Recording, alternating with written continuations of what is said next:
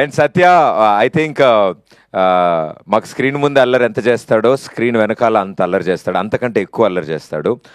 అతని కెమెరా వెనకాలన్న ఆయన పెర్ఫార్మెన్స్తో 3 సినిమాలు చేయొచ్చు. మేము స్క్రీన్ మీద ఒక సినిమాకే వాడాం మా సత్యాని. మీరు చూసింది ఆయన అల్లరిలో 10% మాత్రమే.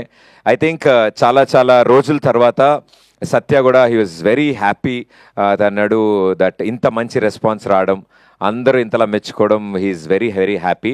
సో తన తరఫున అందరికీ కృతజ్ఞతలు తెలియజేయమన్నాడు. So thank you everybody. ఇలాంటి మంచి మంచి యాక్టర్స్ని ఎంకరేజ్ చేస్తున్నందుకు. మీరు ఎంకరేజ్ చేయడం వల్ల మాకు దొరికారు, మా సినిమాలోకి వచ్చారు వాళ్ళు.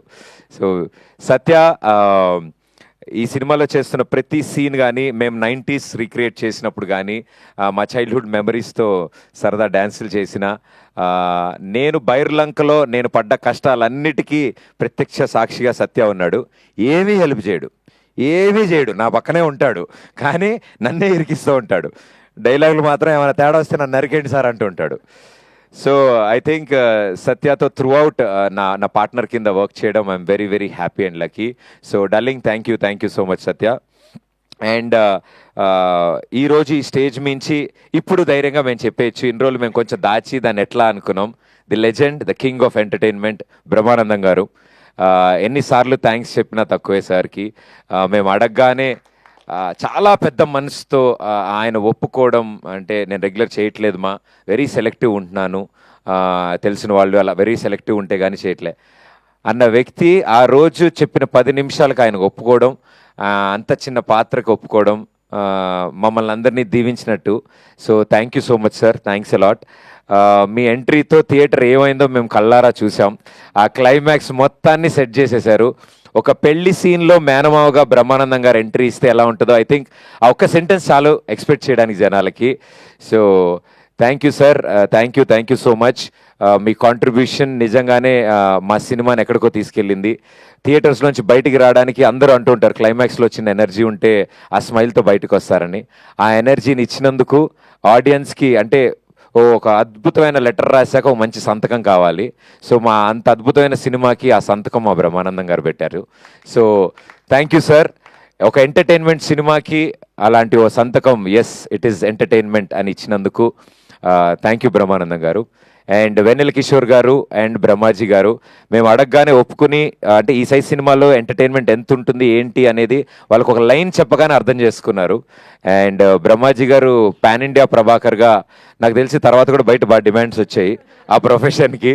సో మా పాన్ ఇండియా ప్రభాకర్ గారు చాలా చాలా బాగా కష్టపడి ఎంత ప్రయత్నించినా, ఈయనతో ప్రయత్నించినా అవ్వలేదు. మా పీకేకి ఇంపోసిస్ నేర్పించినా కూడా అది వర్కౌట్ అవ్వలేదు.